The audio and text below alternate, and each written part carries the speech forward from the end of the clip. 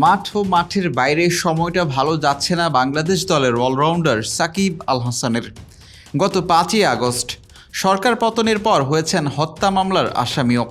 এবার তার সঙ্গে নতুন করে যুক্ত হয়েছে শেয়ার বাজারে কেলেঙ্কারির অভিযোগ। শেয়ার বীজ কারসাজির অভিযোগে সাকিবকে 50 লাখ টাকা জরিমানা করেছে Bangladesh securities and exchange commission BSEC।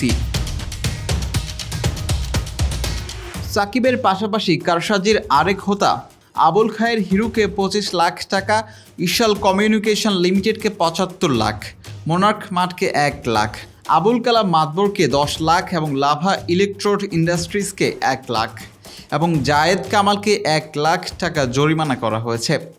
BSEC জানিয়েছে প্যারামাউন্ট ইন্স্যুরেন্স কোম্পানির শেয়ার কারসাজির কারণে তাদের সবাইকে মোট 1,63 লাখ টাকা জরিমানা করা হয়েছে।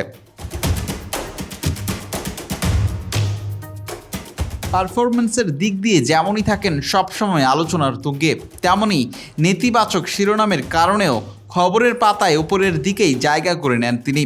জুলাই আগস্টে এক গার্মেন্টস কর্মী নিহত হওয়ার ঘটনায় আসামি করা হয় জাতীয় সংসদের সাবেক এই সদস্যকে।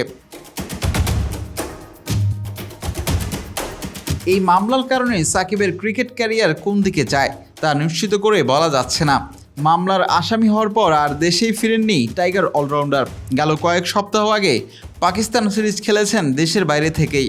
কানাডার গ্লোবাল T20 খেলেই বাবর রিজওয়ানদের সাথে 2 ম্যাচের টেস্ট সিরিজ খেলেন। ভারতের সাথে খেলতে এসেছেন ইংল্যান্ডের কাউন্টি খেলেই।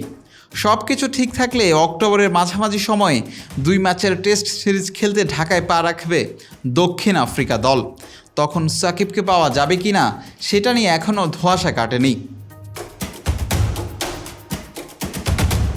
বিলাল হোসাইন শিমুল, BD আর্কাইভ।